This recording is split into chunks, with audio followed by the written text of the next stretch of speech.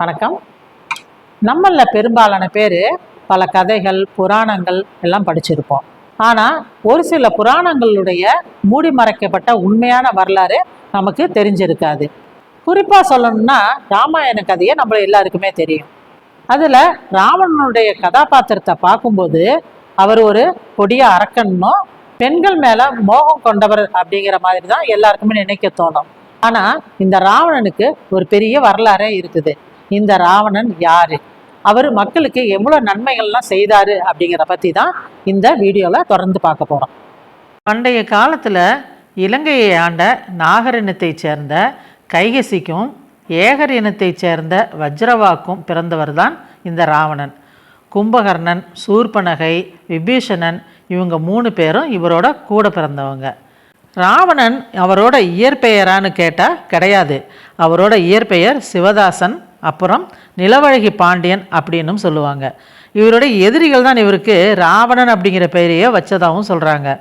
ஆனால் இதிகாசங்களில் இவரோட வரலாறையே மாற்றி ஒரு அரக்கன் போல சித்தரிச்சிருக்கிறாங்க. யாருமே நினச்சி பார்க்க முடியாத அளவுக்கு இலங்கையை உச்சத்துக்கு கொண்டு போனவர் ராவணன். படைபலத்திலையும் சரி செல்வத்திலையும் சரி இலங்கை ராவணனோட ஆட்சியில் செல்வ செழிப்பாக இருந்தது அப்படிங்கிறதுக்கு பல வரலாறுகள் இருக்குது. இவரோட காலத்தில் வாழ்ந்த மக்கள் ராவணனை கடவுளாக பார்த்துருக்குறாங்க. எடுத்துக்காட்டாக சொல்லணும்னா இந்தியாவில் கூட ஆந்திரா, உத்தரப்பிரதேசத்தில் இருக்கிற பழங்குடியின மக்கள் இன்றைக்கும் ராவணனை கடவுளாக வழிபட்டுட்டு வந்துட்டுருக்குறாங்க.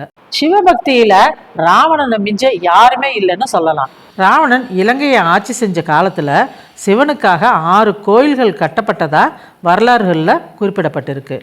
ஒரு தடவை ராவணன் தன் கை நரம்புகளையே அறுத்து அதன் மூலம் வீணை செஞ்சு இசையை வாசித்து ஆதிசிவன்கிட்ட இருந்த ஈஸ்வரன் பட்டத்தையும் வாங்கினார் அப்படின்னு ஆன்மீகம் சார்ந்த தகவல்களும் சொல்லப்படுது.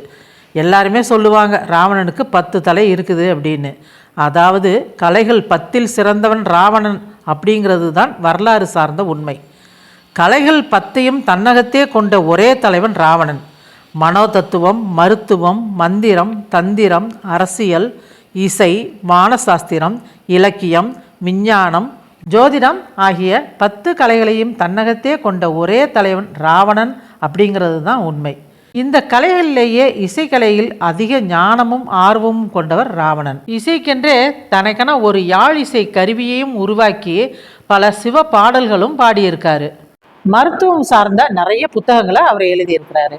நாடி பரீட்சா அப்படிங்கிற ஆயுர்வேத புத்தகத்தையும் அர்க்கசாஸ்திரம் அப்படிங்கிற புத்தகத்தையும் எழுதியிருக்காரு.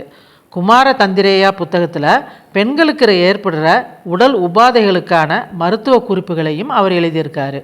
ராவணனுடைய மனைவி மண்டோதரி, இவங்களோட இயற்பெயர் வண்டார்குழலி. இவங்களும் ராவணனை போல தீவிர சிவபக்த தான். இவங்க 2 பேருக்கும் பிறந்தவங்க தான் மேகநாதன் அப்படிங்கிற இந்திரஜித்தும் அக்ஷயகுமாரனும். இலங்கையில் சிகிரியா அப்படிங்கிற இடத்துல இருக்கிற ராவணனுடைய கோட்டை தான் உலகத்திலேயே 8வது அதிசயமாக பார்க்கப்படுது.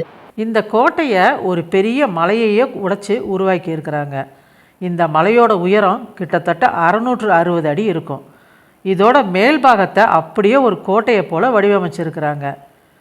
200 வருஷத்துக்கு முன்னாடி வரைக்கும் இதை ஒரு சாதாரண மலை அப்படின்னு தான் எல்லாருமே நினச்சிட்டு இருந்தாங்க. அதுக்கப்புறம் ஆராய்ச்சி செய்யும்போது தான் அது ராவணனின் கோட்டைனே தெரிய வந்தது. இப்போது இலங்கையோட மிகப்பெரிய சுற்றுலாத்தலமாகவும் இருக்குது. ராவணனின் புகழை பற்றி பேசிக்கிட்டே போகலாம், அந்த அளவுக்கு அவர் சிறந்தவர். ஆனால் ஒரு சில காப்பியங்களில் ராவணனை தவறாக சித்தரித்து அரக்கன் போல் காமிச்சிருக்கிறாங்க. உண்மையாக சொல்லணும்னா வெற்றி யாருக்கு கிடைக்குதோ அதுக்கேற்ற மாதிரி வரலாறுகள் மாற்றி அமைக்கப்படும். அது போல தான் ராவணனோட வரலாறும். இன்றைக்கும் பல இடங்களில் ராவணனுக்கு கோயில்கள் இருக்குது. ஏன் ஒரு அரக்கனை நம்ம கடவுளாக வழிபடணும் அப்படின்னு யாராவது யோசிச்சிருக்கிறீங்களா? வரலாற்றோட உண்மைத்தன்மையை தெரிஞ்சுக்கிறதும் அவசியம். மீண்டும் ஒரு அழகான வரலாற்று தலைப்போட அடுத்த வீடியோவில் சந்திப்போம். நன்றி, வணக்கம்.